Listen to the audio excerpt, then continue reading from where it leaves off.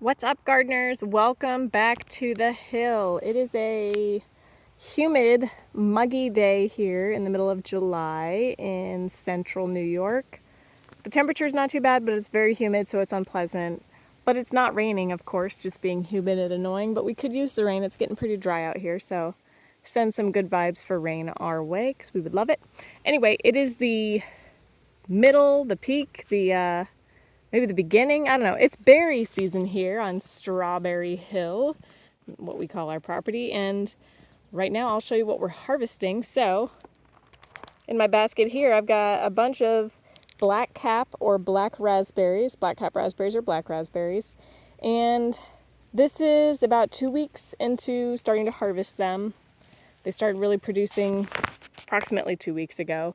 And I went from spending 30 minutes to an hour walking around the yard harvesting maybe a handful or two at a time in that amount of time to a week ago, this entire basket was full to the top with berries after 2 hours of harvesting, to now I'm at the last bush on the property and this is all I have. So we're only about halfway up the basket and the harvest is dropping quickly. There's very few unripe berries left on the plants. So this is probably going to be my last effective black raspberry harvest this year. I could keep coming out and harvesting like a handful at a time again, but it's going to be a waste of time. And I do have a full-time job. So right now, the nights that I harvest, since it takes 2 hours, I don't get to get a workout in. So there's a trade-off there. So this is probably going to be it. We'll still pick a few berries while we're out walking our dogs in the evenings, and our dogs like to pick berries with us. If you haven't seen my short video of them eating berries, they do also love to harvest these berries, and they like to do it themselves. We pick them and try to offer them, but no, they want to get their own berries, so we let them. So, how do I know this is a black cap raspberry and not a blackberry? First things first, if you look at these fruits, they're hollow in the center. That's how you know it's a raspberry versus a blackberry. It's hollow. There's not that big seed or core in the middle of it. It's hollow. So it's pleasant to chew on, pleasant to eat. And the vines have this waxy coating. So that waxy coating on the vines is kind of a dead giveaway that it's a black cap raspberry. In the winter, the vines are a purple color. Right now, these young new canes are like a light blue, but the mature canes in the wintertime are a purple waxy color. And so we have, how many? Probably like maybe a dozen patches of these around the property. We have one really big patch. This one's a medium-sized patch here. And they have a taste that's somewhere halfway between a raspberry and a blackberry, actually. So it's a little bit tart, a little bit sweet, not too tart or too sweet. It's just kind of middle of the road for me. But it's a decent flavor. They're good out of hand. They're okay out of hand, but I'm putting them in the freezer right now and saving them for the winter, where I will use them for baking. I don't bake now because we don't have AC and it's way too hot to run the air conditioner. Way too hot to run the oven without an air conditioner. The house would get way overheated. So we're not running the oven right now. We're just bagging these up and put them in the freezer. After today, we'll have probably 6 1-gallon freezer bags full in our freezer of black cap raspberries. And throughout the winter, we'll use them to make cobblers, scones, pancakes, muffins, sauces, who knows? We'll find all kinds of uses, and just throw it in smoothies or what have you. So that's our plan for the black cap raspberries. Now, picking them, pretty easy.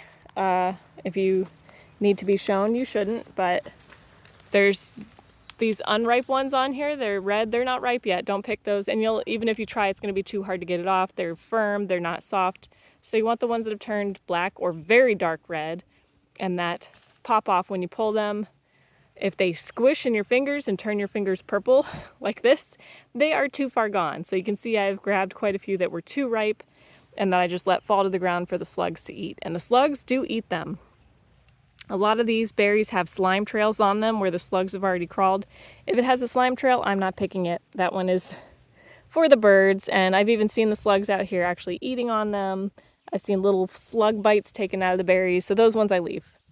And for anybody worried that I'm taking all the wildlife food with this basket here, you think, oh, there's no food for the wildlife. She's been taking all the berries. Don't worry. The wildlife still gets plenty. I usually pick at the end of the day, late in the evening, when the sun's starting to go down. And I'm only getting the ripest berries, so the birds have already had all day to get the berries, and they usually like the underripe ones anyway. So no, I'm not taking food from the wildlife. The wildlife is still getting plenty. You can see plenty of black raspberry bird poop all around the yard. Trust me, they're doing fine. I'm not taking anything from them. And I don't harvest every bush. So the ones that are further back where I have to go through a big patch of brambles to get to them, or the ones that are climbing way high up in a tree above where I can reach, I don't harvest. The birds get those. So I promise there's still plenty for the birds and other wildlife. I am just taking what the wildlife is not eating, and I don't want it to go to waste. But after today, it will go to waste because I'm going to be done harvesting because it's getting a little bit too laborious here. If I were to get paid my hourly wage at work to pick these and you guys were buying them, you'd be paying like $10 for one of those little pints of these things. So yeah, nobody wants to pay that much for these berries, not even me, but it is my labor.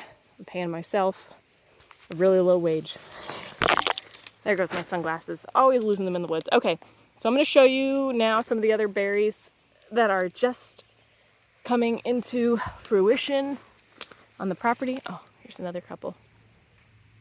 So this one's a little underripe, but they're actually still pretty okay at this stage. They're a little more tart. So I just popped that one in my mouth. It's not too tart to eat, and once you cook it, it'll have a nice flavor, especially if you add sugar, because you're making a cobbler. All right, so let's see what else we got in store. So over here, very exciting, the very first blackberries are starting to ripen on the property. So these ones are blackberries, not black raspberries. Different fruit, different flavor profile and everything. So you can see this one's not hollow on the inside. It's more elongate than the other one, skinnier, and it's not hollow. It's got that core in there, that hard crunchy core that's kind of unpleasant. And it's less tender than the black raspberry, so I can handle this a lot more roughly than I was the black raspberries and not worry about harming the fruit. And these guys are just starting to ripen, and we have a ton of blackberries on the property. As many black raspberries are in there, we've got like 10 times as many blackberry bushes, so my freezer is going to be full between the black raspberries and the amount of blackberries we have here. And these are good for, of course, love a blackberry cobbler or love to do a blackberry sauce or throw them in smoothies. Don't so much love them in things like muffins or scones because of that hard crunchy core, but they're free. What are you going to do? So these are the blackberries, and that's how you can tell the difference in the fruit, blackberry versus black raspberry. And now I'll go show you the next fruit. Real quick, I just did a taste test of these, and the taste, it's off compared to what I'm used to from Florida blackberries I used to harvest in the wild. It's a strong flavor. It's not mild like the black raspberries, but it's weird. When I had my husband try one the other night, he described it as soapy. To me, it tastes kind of, I don't know, like an acrid taste, like a little bit piney, but something you wouldn't expect from a blackberry. So I don't know what's going on there. Don't worry, I'm 100% sure it's not anything poisonous. So don't be like, oh, you picked something poisonous, you're gonna die. If only it were that easy, you guys. It's not that easy. But yeah, this flavor is not terrible, it's just weird. It's a weird, I don't know, not a berry-like flavor. It's strange. Anyway, I'm gonna mix these in with the black raspberries, I don't care. Oh wow, there's a bunch of blackberries ripening on this one. Well crap, I was hoping for a break between harvests so I could like get caught up on working out. But it looks like now I'm just gonna be switching and harvesting blackberries every night. But you gotta harvest the berries while you can because the season is like 2 to 3 weeks long for each berry, and then it's over. And then you're stuck until the next year. So better harvest them and store them while you can. Either freeze them or can them or jar them or dry them. Whatever it is you do. So along this hedgerow that's mostly goldenrod, which is also an edible. You can make tea out of it, and it is not causing your allergies. You're mistaking that it's the ragweed. They just bloom at the same time. But something else we have here is a regular red raspberry. So we do have some red raspberries around the yard, and they're actually my favorite berry. Red raspberry is my top favorite berry that there is. The problem is I've only found so far like 6 patches of red raspberries around the yard. Each patch is just 1 or 2 canes with very few fruits. The fruits are small, they're pretty dry, and the birds seem to get to them first, unlike the other berries that the birds don't seem to care for as much. We're not getting to the red raspberries. I just today finally was able to get a couple out here and eat them, and they were really good, very flavorful. Oh, look, a spider. But few and far between, and the birds seem to be getting to them first. But when I do get one, it's a lovely, lovely flavor, but not getting enough to store like I am of the other berries. So that's unfortunate since it is my favorite berry. We've got over here, we got another one. It's another red raspberry. And the problem also with these red raspberries is they're either too underripe and I can't pull them off, or once they're ripe enough, they're so ripe that they just smash in my fingers. So let's do a comparison here. Let's get all 3 berries so you can see them. So, got the red raspberry on the right lower side, blackberry in the middle, black cap raspberry on the top. And don't comment on my hands being dry or whatever. I'm a working woman, okay? I'm not out here getting pedicures. These are the hands and the ugly fingernails of somebody who works in the yard and works in the kitchen and washes her hands a lot, so soapy, drying out hands. Anyway, those are the 3 different berries right now. All delicious, all have different uses. And I did find, I'll show you guys now, another raspberry plant a little bit ago, hidden back in the bushes. Just one like this, with this purple colored raspberry. I don't know if it's like a mix between red raspberry and black cap raspberry or a different species entirely. I know the state of New York has a lot of different wild native raspberry species, but these are the 2 raspberries side by side. You can see it's a very different color, very purple. I love it. Pleasant color. And the flavor is delicious. It tastes, I don't know, purple. It's a lovely flavor, but there's not very many fruits on the plant, and I only found 1 plant like that so far, but I'm gonna eat it right now. And yeah, just a beautiful flavor. Just explodes in your mouth. And the red raspberry, not quite. It's still good. Still good, not as good as the purple one. And one quick thing to say about the black cap raspberries. Every bush and patch has different berries. So they're all different sizes, different, what do we call the little segments. Different number of segments, and the segments are different sizes on the different bushes. So some there's more and they're smaller, others have fewer and they're larger, different flavor on each bush. Some of them are more sour or tart, some are more sweet. So it's great to mix them all together and have a really interesting taste or flavor profile when I eventually bake with them in the wintertime. And now I'm going to show you some berries. I'm going to eat these purple raspberries while I'm out here. I'm going to show you some berries not to eat that are also in season right now. If I can find them. They're over here somewhere. So there's a berry that looks delicious.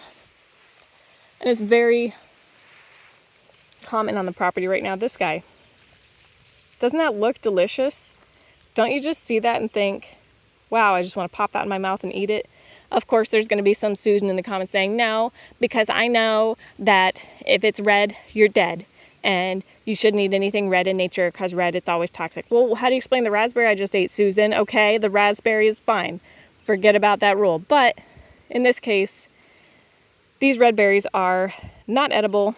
They're not like super toxic or like super deadly. It's not like if you accidentally eat it because it looks so delicious and you just want to try it and find out what happens, you're not going to die.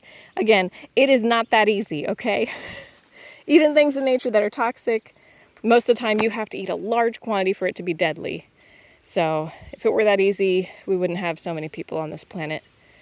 But yeah, these little berries, this is the invasive Japanese honeysuckle. It's all over our property. We're working on it, okay? We're working on it. We got 15 acres of this invasive honeysuckle and invasive buckthorn that we are trying to get rid of. And once we get rid of them, hopefully more blackberries and raspberries will pop up in their place. We'll clear out that habitat so we can get more native plants growing here, more native berries. But these look delicious and I desperately want to try one. They look like tiny little cherries, but they're not. Don't mistake them for cherries. Don't eat them. Again, you won't die, but you'll have, you know, some time to pray to the porcelain gods if you eat them. You're going to be expelling stuff out of both ends, as I understand it. Your stomach will be quite painful, but you'll be alive. You might not want to be alive, but yeah, so don't eat these unless you're a masochist and you just really feel like maybe you want to get out of work one day, you go ahead and eat some, but don't tell people I told you to eat them, okay? Because I'm telling you right now, they're not edible, but they look so delicious. I just kind of want to try one, but I won't. Don't do it, guys. Resist the intrusive thoughts that tell you to eat that poisonous berry. Now we do have somewhere, I'm gonna go try to find it, one more berry right now, okay? Okay, here it is, the last berry, and I'm having trouble because the lighting is way too bright right now and the video's getting overexposed, so I'm at a funny angle to try to keep these in the shade. But last berry fruiting on the property right now, and this one's native and edible, this is a cherry, and this is the black cherry. It looks similar, the fruits themselves might look a little similar to the honeysuckle, but it's not the honeysuckle. This one's edible. The pit, not so much. Don't eat the pit, just like normal cherries. And some people might find it too, I don't know, tart or sour to eat fresh, but I might eat one right now. I think the flavor's pretty good. A little bit astringent because they're still a little underripe. They could be a little riper. But the flavor for me is good. I like the little bit of tart that's there. I think it's a delicious cherry. I'm going to turn it into, I've actually been harvesting it and cooking it on the stovetop, simmering it down with some water and sugar, turning it into a syrup to add to my green tea to make my green tea more pleasant. And for those of you who are like, I just like green tea the way it is, well, good for you, but I don't. So, yeah, anyway, that's that.